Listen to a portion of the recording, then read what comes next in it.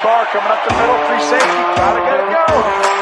Howard steps up, jumps over the defenders to pick up the first down. Decide not to use a curry, way downtown,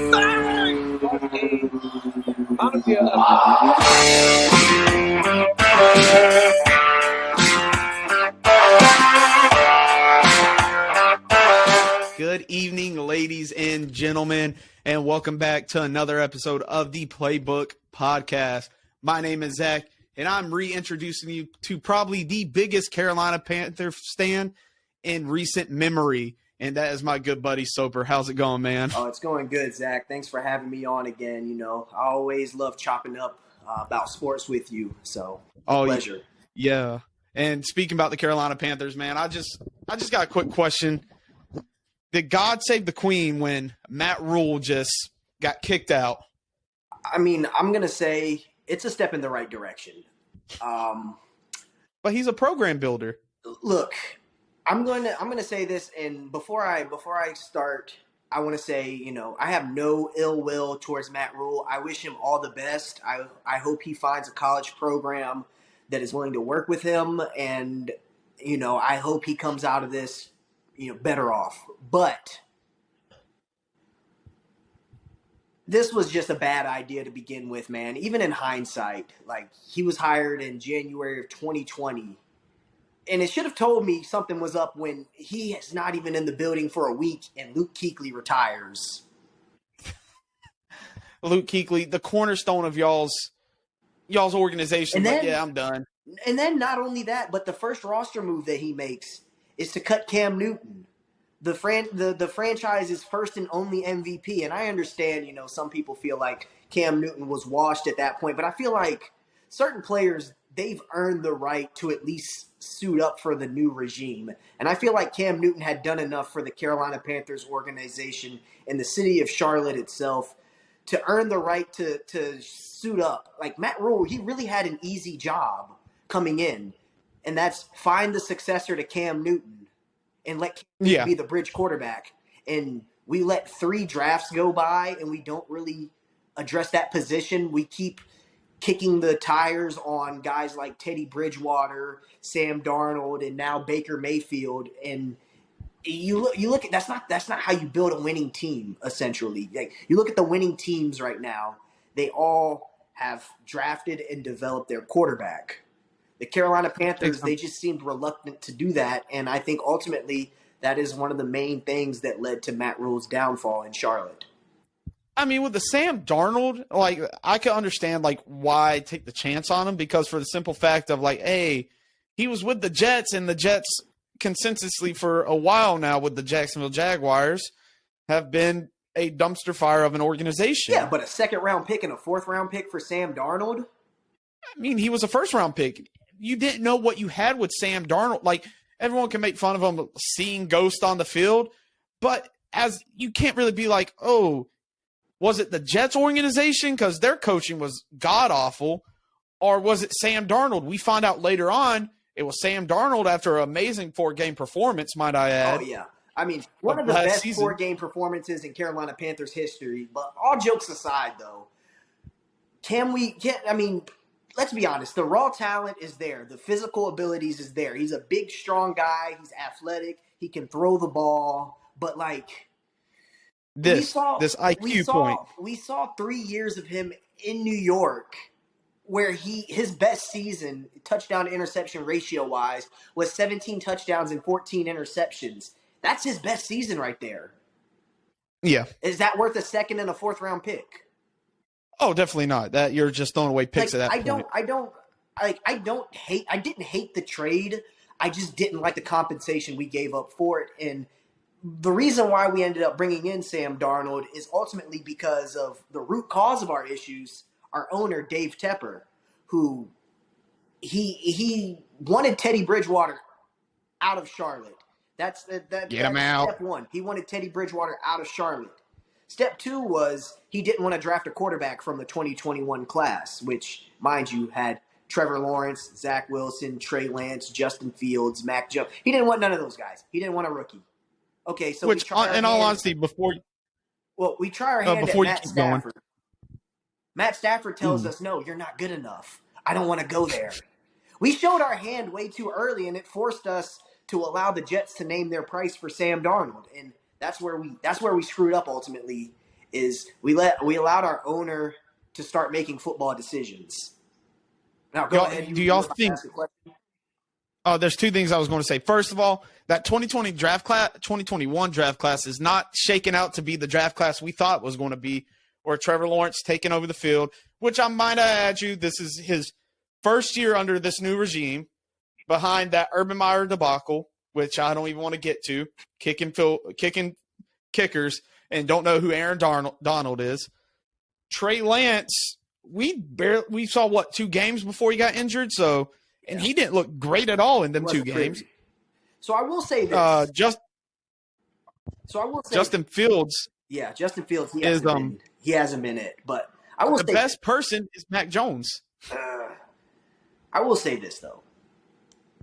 In the beginning, I was in January of last year, before that draft class, before that draft even happened, and before we did anything with quarterbacks, I was a big proponent of Teddy Bridgewater and Trey Lance. Trey Lance sitting on the bench for a year or two and having Teddy Bridgewater be that mentor and bridge quarterback.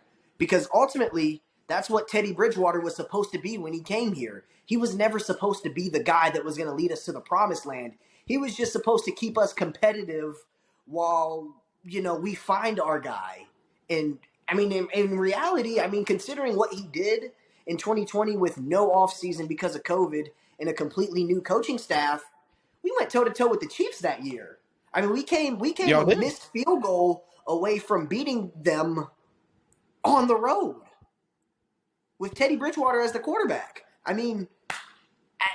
What more can you ask of the guy at that point? Like, they shouldn't have ran him out of Charlotte. We shouldn't have had to bring in Sam Darnold. It's just the failure to secure the quarterback position is what led to his downfall. I feel like if we would have found a way that first year to get Justin Herbert, we could have traded ahead of the Chargers. We could have traded ahead of them.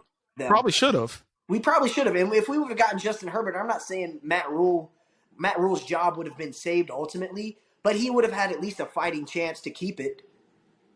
No, I don't. I think he was just too incompetent to coach an NFL team. There's just coaches that they could do decent in college, but when it comes to the NFL, you're out of it, buddy. Hey, I can't argue with that. I will say he couldn't get out of his own way long enough to for the good things that he did to succeed. And I do want to put light on he does have a good enough eye for talent. He did find guys like Frankie Louvu, under the radar guys that may have athletic traits that can translate to on-field production. He did a good job of scouting guys like that, but ultimately he just couldn't make them into their NFL ready players. He just couldn't secure the most important position on the football field. That's all. That's really what it comes down to, man. And continue on this Carolina Panthers thing. I just want to know, we know who your temporary coach is. Who, as a fan, first, do you want to see y'all go after? Oh, as a fan, I want to see Steve Wilkes do good, because Steve Wilkes, he's a Charlotte guy, Charlotte native. He was our defensive. He was on our coaching staff when we went to the Super Bowl. He knows what it takes to win in this organization. I want to see Steve Wilkes do good, but he's got an uphill battle ahead of him, and I honestly don't see him sticking around for the long term. So, to answer your question, one of the names that I've really been beating the table for is Ben Johnson, the offensive coordinator for the Detroit Lions. I know they got blanked this past Sunday by the Patriots, but I know this. Putting that aside, this season, the Lions have had one of the best offenses in the NFL. And you look at Jared Goff. He's had Jared Goff look better than Sean McVay ever had Jared Goff looking. And we all know Sean McVay can coach himself some offense. That point you brought up there is arguable. I could honestly say Jared Goff looked better on their Super Bowl run. Okay, excluding the Super Bowl. small serving size. Okay, I will say that it is a very small serving size. But as of right now, Mm-hmm. This is the best version of Jared Goff that I've seen, in my opinion. This is the most confident I could say I've seen. Okay, Because he's Peyton Manning-esque, just throwing it around. mm-hmm. It looks like backyard besides that one game against the New England Patriots, which honestly he should have had his best work in. Yeah. So, and another thing I like about that offense is their run schemes. They're very creative with how they run the ball, how they use guys like DeAndre Swift and Jamal Williams. Um, I think there's a lot of potential in Carolina for him to have success, but the main thing is we got to identify our quarterback going forward. That's thing number one. You know, we need to solidify the head coach position. Obviously, you know, if Steve Wilkes does do enough to impress ownership and the GM to be the guy, we need a quarterback. Essentially, Baker Mayfield has shown that he's not it. The only quarterback that we have under contract going into 2023 is Matt Corral, who we drafted in the 3rd round this year, but is on injury reserved. Mm-hmm. That's a different conversation for a different day, but ultimately we didn't get to see enough of him in the preseason before he got hurt to even say that, okay, yeah, this is the guy going forward. And he might have to be y'all's guy next year just to bridge, unless if he shows something, because he wasn't that bad at Ole Miss. He was great at Ole Miss. But you got to look, the Lane Kiffin offense was very RPO heavy. It's, you know, mm-hmm. and there's some things that you can translate to the NFL that way. You know, some NFL teams do use a lot of RPO, but he didn't really have too much time, too many reps under center. It was mostly from the shotgun. It was very college. It was a very college offense that he ran in college.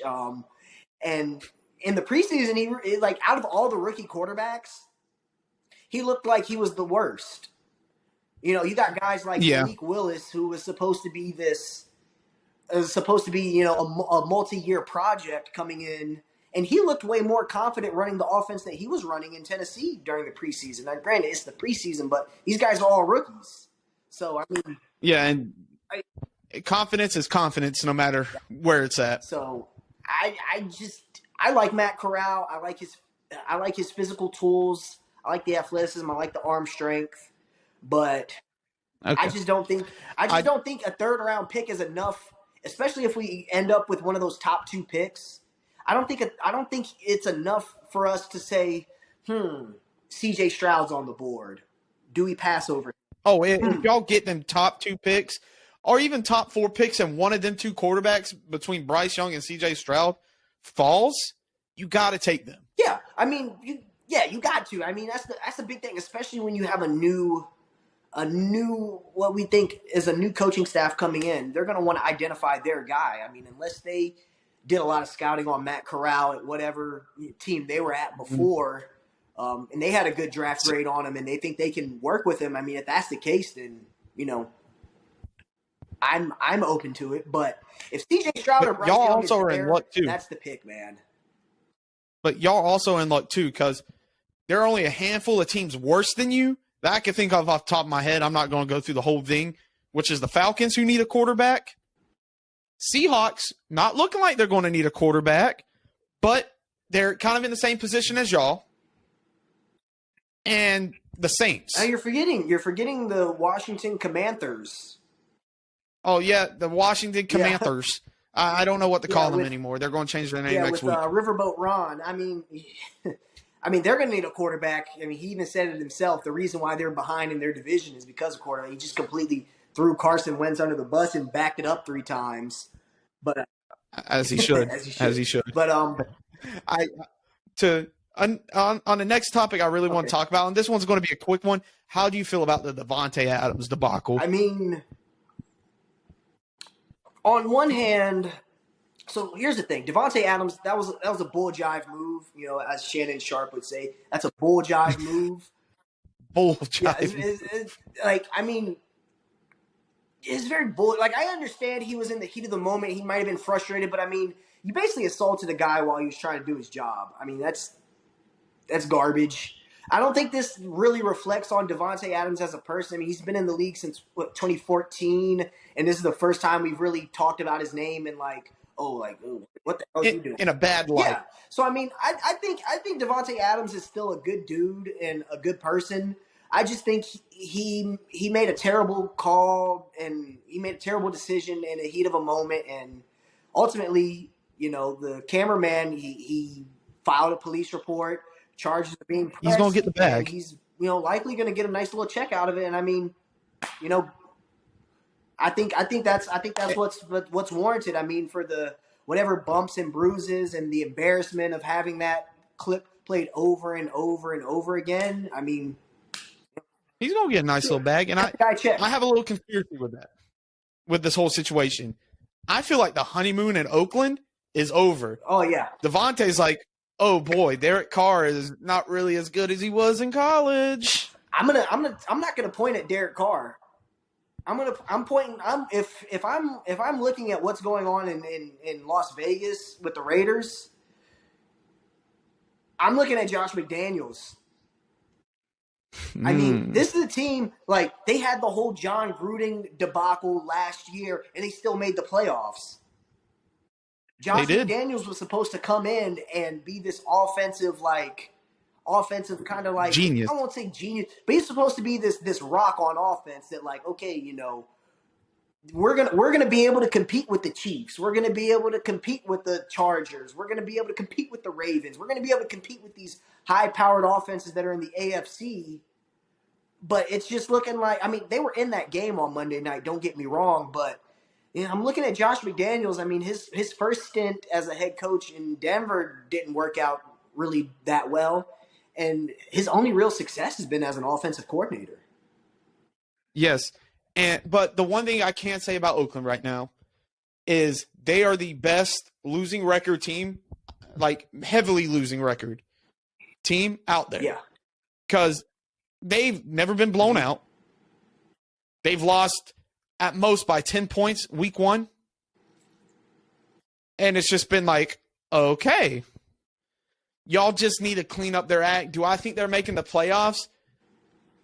I mean, it was a coin flip last year between them and the Chargers. So I mean, right now the way it's looking this year, I don't think they make the playoffs over the Chargers this year. And then speaking about a little last week, what are some of the big takeaways that you got from watching last week's game? The Raiders game? Oh no, just last week's slate of games in general. Roughing the passer penalties. Oh, don't get me started. I thought I was over Tom Brady getting love, but I don't think you could tackle him anymore. I mean, yeah. I mean, the NFL said they're going to talk about it this week. No decision is expected to be made until the offseason about what they're going to do going forward regarding roughing the passer. But I mean, at some point, man, you gotta ask yourself, like, what can the defensive linebacker, what can the defender do when he's tackling the quarterback? Because I mean, you have two separate situations, like two totally different plays that both called roughing the passer, and both times you're like, what could the defender have done differently? I mean, we'll start with the Tom Brady one. With the Tom Brady one, I had a conversation with my boss earlier today, and he was like, oh, well, he kind of whipped him down. And I'm like the Tua play. And I was like, well, the difference between that was it wasn't really a whip. It was like a swing. He swung him down, and like, okay, what's the point? What are you supposed to do? Tom Brady, as much as we give him crap about being unathletic, the guy's 6'4", 230 pounds. If you don't try to take him down, he's still a big dude. I mean, he's a biggie boy out there. He's still a big dude. I mean, like, you got to take him down with some level of force. And I don't think that was excessive force. I don't think he like whipped him down to the grass. I think he just kind of like swung him down. Tom Brady, he didn't get shaken up or anything. He got immediately popped up. So it's just a football play. It was a good form tackle. It was a football play. And then you got the one on Monday night where the defensive lineman, he tackles the quarterback from behind. He kind of like pushes his arm down to kind of like brace the fall, and like so where he didn't land on him with his body weight, which is a no. You can't land on the quarterback with your full body weight. So he puts his arm down, risks arm injury to himself. And he gets called for it. He gets called for roughing the passer. So it's just like. But I'm glad you brought up that Tua play, too, because that is – I would have called pass interference on that because that was a what you that was whip. violent. That was a violent like he like whipped him down versus when Grady Jarrett sacked Tom Brady, he kind of just swung him down. There's a difference, and you know the difference when you see it. Like you look at those two plays. One of them looks fluid, while the other one looks like they're in a car crash. Just boom. Yeah, like there's an obvious difference, and I feel like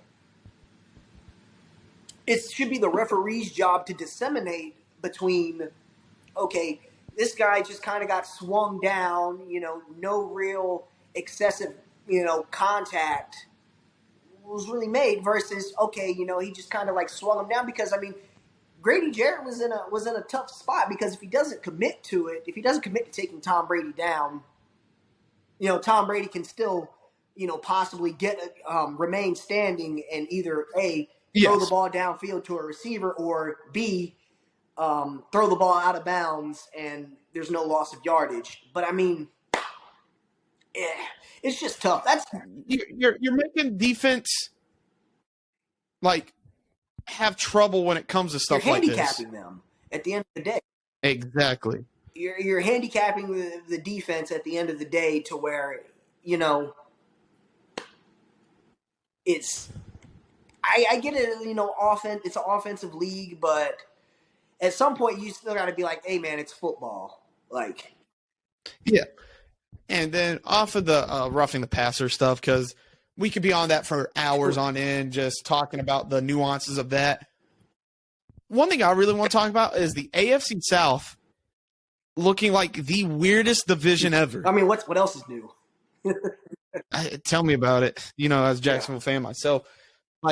So at the beginning of the season, Colts and Titans.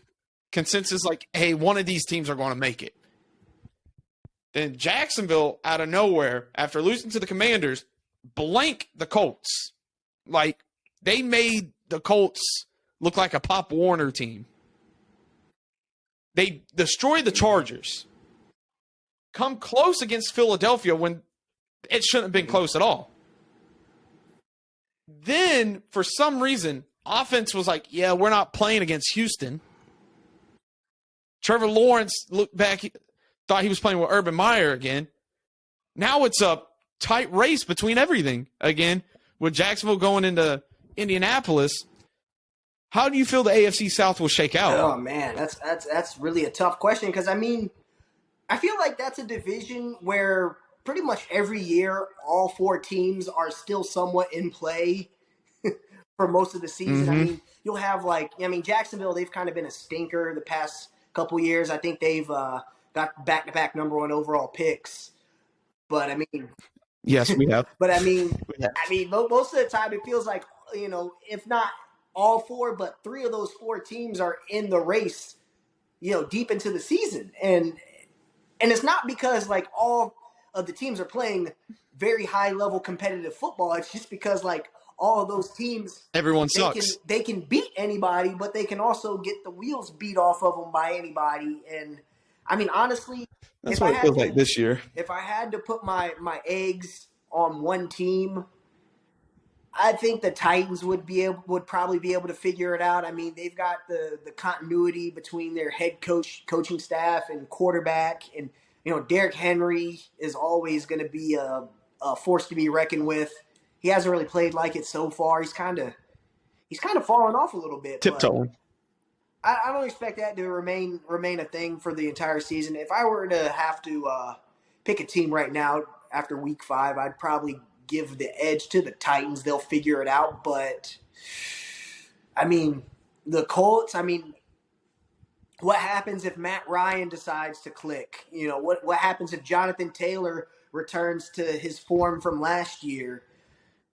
We know what that defense is about, and now they've added a player like Stephon Gilmore, who, by the way, should still be a Carolina Panther this year. But that's a different conversation. That's a personal vendetta. I got a bone to pick with the Panthers on that one. But they've got the Gilly lock on their defense now, on a defense that was already a pretty solid defense. So I mean, the Titans could make a run of it. I mean, Jacksonville, they've got youth and they've got speed. That's always going to be dangerous. And then you've got the Houston Texans. They're kind of like a wild card. I mean, you expect the Texans. They're trying to lose. You got the Texans that, you think the Texans, they should be one of the worst teams in the NFL, but you got this guy, Davis Mills, with his neck, looking like the second coming of Peyton Manning with that giraffe neck, out there throwing touchdowns and making plays, man. I mean, you want to talk about the quarterback who's been the best quarterback of the 2021 draft class. Davis Mills is your guy. Are you sure? Are you sure about that? Mills? Who's been more consistent? Matt Jones is a low-ceiling system quarterback. He's about to get his job taken by Zappy. That's just Mac Jones in disguise. That's Mac Jones in disguise. Oh, my God. He had to switch it up. His job's going to be gone in a couple weeks when he comes back from his ankle sprain. The most violent ankle sprain I've ever seen. The guy had to be, airlifted off the field. So Soper, every week we Jared, my co-host, he couldn't make it today, but we do pick'ems, and I have been god awful at pick'ems. I have a losing record in our college side, and I think I have an even record in our NFL side. This is the week I go above 500. I got a handful of games. I want you to pick them out for us, and the audience will be picking with us, and hopefully I do better than them. So the first game on the schedule, which a lot of people wouldn't have it at the beginning of the season, but the New York Jets versus the Green Bay Packers. One team going up, the other team going down. Who do you got and why? I mean, I've got the Green Bay Packers in that game. I mean, the Jets blowing out the Miami Dolphins doesn't move me. They had a third-string quarterback in there. That doesn't move me. I need to see more from the Jets before I start picking them against, an Aaron Rodgers-led team. So, what's the score you got? I think it's gonna be a pretty close affair. I've got Green Bay 26, and I've got the New York Jets 17. So, my girlfriend being a Green Bay Packers fan, I don't care for either one of these teams. I feel the same way about the Jets. They have to prove to me Joe Flacco's still elite, and Zach Wilson, the MILF Slayer. They done messed up. They need to put Flacco back. But I do got the Green Bay Packers 24-14 in a very entertaining game. Next one is a true love of mine. Jacksonville versus Indianapolis at Indianapolis. Does Jacksonville get the bounce back? I knew you were going to try and sneak a Jacksonville game in here somewhere. You just couldn't help yourself. But no, in all honesty, I got the Jaguars in this game. The first time they played just a couple weeks ago, they beat the brakes off of the Colts. I don't think enough has changed yet for the result to be different. I do expect it to be a closer game, but I mean, and this is a big one. I mean, you got both of the division games being played within the first quarter or so of the season. I mean, if Indy goes 0-2 to Jacksonville, that could be big tying into that division later on. So I do expect them to play with a little bit more intensity, but I think Jacksonville edges it. I think this one's going to be a little bit higher scoring of a game. I've got the Jaguars 30, and I got the Colts 27. No, says I, Soper, because here's what I got to say. Jacksonville's going to screw the pooch again.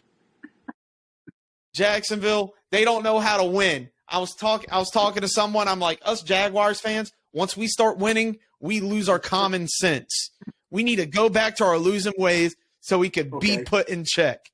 And we're going to lose to the Indianapolis Colts 28-24. Am I using this as a little bit like a Either way I win. Your Either way bets, I huh? win in my – I'm hedging the bets on this one. Hedging them. I'm using what's it called? Reverse psychology. So I'm going to get in some heavy hitters now. Now that we got the amateur games out of the way, let's get to the real football. I'm kidding. So at 4:05 Eastern Standard Time on Fox, you have your Carolina Panthers versus the Los Angeles Rams. All right, so I mean, while I do expect Carolina to come out with a little bit more intensity under Steve Wilkes, I just think we're outmatched, even though the Rams haven't been very good. I've got the Rams 27, Carolina 13, two-score game or two-touchdown game. I think there will be a little bit of fire there, but I think this will be, if any game, this will be the game that the Rams kind of try and right the ship. If the Rams don't look good against this Carolina Panthers team, good luck to the defending Super Bowl champs. They miss Von Miller. I also have the Rams, but in a more of a one-sided beatdown because I don't see anybody on Carolina stopping Booper Bupp. J.C. Horn, what are you talking about? I'm sorry. It's Matt Stafford to Booper Bupp. J.C. Horn's been like that connection can't be stopped. J.C. Horn's been like one of the most locked down corners in the NFL. I mean, I think Cooper Kupp will get his. I don't think he's going to be unstoppable. That's the only offense. But as I digress, it's going to be a 35-14 win in LA. Now, all jokes aside, another 425 game, but this one's a good one. This one everyone's going to have eyes on. Buffalo versus Kansas City. Rematch of overtime. Rematch of probably one of the best football games that I've seen in recent memory. Yeah, I can't think of another one right now. I can't think of one, but I know there's one out there. I'm not biased. All jokes aside, I think Josh Allen and the Buffalo Bills get their revenge this week. I think they win it. I think I got a score of 28-24 Buffalo. I think their defense will really get after Patrick Mahomes, make him play from the pocket, because I've been saying this about the Chiefs offense for a couple years now. It's kind of like backyard football. When you make them play within in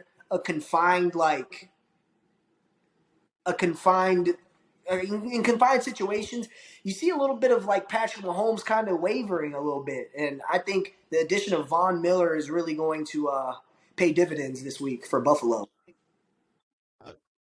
I actually have separate opinions. I feel like Buffalo's still too beat up to contend with Kansas City. So I got Kansas City actually winning this 45-42 on a missed field goal. It's going to be a banger of a game. And then the last game I want to talk about, our fifth and final one. This is Sunday Night Football, baby, where champions are made, and the NFC East will be kind of put in the balance. You have Cooper Rush's Dallas Cowboys. I'm not saying Dex. I'm saying Cooper Rush's versus Jalen Hurts, who shouldn't have been a quarterback, with the Philadelphia Eagles. Who do you got and why? I mean, the Eagles, they're playing they're the only undefeated team left in the NFL right now. It's going to be hard to bet against them. I just don't see any weaknesses on their team. Dallas's defense is playing lights out. You talk about Cooper Rush. You don't talk about Cooper Rush or not, but that Dallas defense is playing lights out right now. But I do think this game will be slightly higher scoring. Okay, I've got the Philadelphia Eagles staying undefeated, 35-27. Oh, that's close to mine, sir. Very close to mine. I have the Philadelphia Eagles. Jalen Hurts, it's his year. It's his Cam Newton year. This is his Lamar Jackson, when Lamar Jackson popped off his MVP year and put the NFL on notice, this is Jalen Hurts' year to put the NFL on notice. And I'm saying 35-28. Man, yeah. I think this game has got the potential for fireworks. I think Dallas's offense I don't want to say there's enough cause for a quarterback controversy because I mean at the end of the day they're paying Dak Prescott $40 million. When you pay a guy that much money to play football, you're going to give him every chance you can to play football. That's just the Oh yes. reality of it. No matter how good Cooper Rush is, Dak Prescott's going to get every single chance. Dak Prescott's your Now, guy. if Dak Prescott comes back and they start losing, that's when you might want to start. Looking looking at that a little bit more. But as of right now, this is Dak Prescott's team. Cooper Rush is doing a good job of putting himself on display, though. He's going to catch a bag. He's going to find himself in a Matt Flynn situation. You remember Matt Flynn? He'd come in for Aaron Rodgers, throw for like 1 billion yards and a bunch of touchdown passes, and then he'd get traded off to a team, and then or signed off to a team, and then kind of fall off. But or Nick Foles situation. But no, hopefully it goes better than that. For Trust Cooper me. Rush. I mean, he seems like a all right guy. He seems like a stand-up individual. Central Michigan product. I mean, nobody really comes from the Chippewas like that to play football except for Antonio Brown, which we see how that turned out. I don't want to talk about that. Screw you, Vontez Burfict. Screw you. Well, Soper, before we head out, we got a couple more minutes to talk. Fantasy football. We're in one league together, and that's the league that you've had some you had a couple hiccups in the beginning. Oh man. How do you feel about your fantasy football season Cautiously so far? Optimistic. See, I'm at both ends of the spectrum. One seat in the league we're in, I just lost my first game. Oh boy, I'm still first in the league. It is what it is. On the other end, I'm on a 3-game losing streak, and my girlfriend just beat me by 25. So it's like, one side I'm full panic, like, up, waiver. And on the other side, I'm like, we're chill, just make a couple moves, and we're going to live life. See, I'm 3-2 in both Beautifully. leagues, both the leagues that I'm in. I just lost in the league that we're in. I really didn't have much of a chance in that game. He had just too many lights out players. And then in my other league, my work league, I'm actually on a 2-game winning streak. I started off the season 1-2. I piled up back-to-back wins. I've got Jonathan Taylor in that league. I'm kind of waiting for him to pop off because if you remember last year in the league that we were in together, I had Jonathan Taylor at the beginning of the season.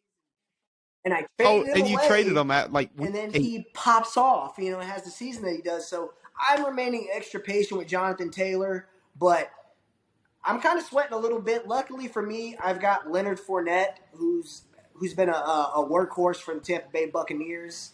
So he's keeping me he's keeping me competitive as far as running backs go. And I got Jamal Williams, who's a good fantasy addition. He always finds the end zone, it seems. And really, at the end of the day, that's what matters when it comes to running backs. Because, I mean, yards are yards, but those touchdowns, a touchdown is 6 points, regardless. Whether it's a 1-yard rush or a 100-yard rush. Like, it's 6 points. Mm-hmm. Well, Soper, it was amazing to have this talk with you. Also, before we head out, I want to thank the sponsor of this episode, Dubby Energy. For all gamers, athletes, all sorts alike, check out our code, the Playbook01, to get 10% discount on all your Dubby Energy products. You have anything to say? Oh, and also, next week, too, UFC 280. Me and your boy Soper down here will be breaking down all the fights, giving predictions, deep dive. So if you want to make gambles, bets, you have all the information that you can have at your fingertips next week about UFC 280. Yeah. I'm really looking forward to it, man. I mean, I know we've been looking forward to this card for a couple months now since it got announced. Since it's been called. They've just been stacking banger on top of banger. Not going to get too deep into it. I mean, we're going to probably talk about it the next week for about an hour or so. So I'd be, buckle up. Yeah. I also do Buckle up. want to bring, And always remember. for all any boxing fans, this is a very big week for boxing this Saturday. You got the Haney and Kambosos rematch. You've got Clarissa Shields versus Savannah Marshall. And then you've got the return of the bronze bomber himself, Deontay Wilder, going against the Nordic Nightmare, Robert Helenius. You've got 3 marquee matchups this Saturday. So if you're a fan of boxing, tune in to any one of those cards. You will not be disappointed. It'll be a good night. Thanks for the information. Always remember, like, subscribe, comment, leave your opinions on how you love this episode. Check us out on Apple Music, Google, Spotify, all your podcasting platforms, and I will see y'all later. Peace out.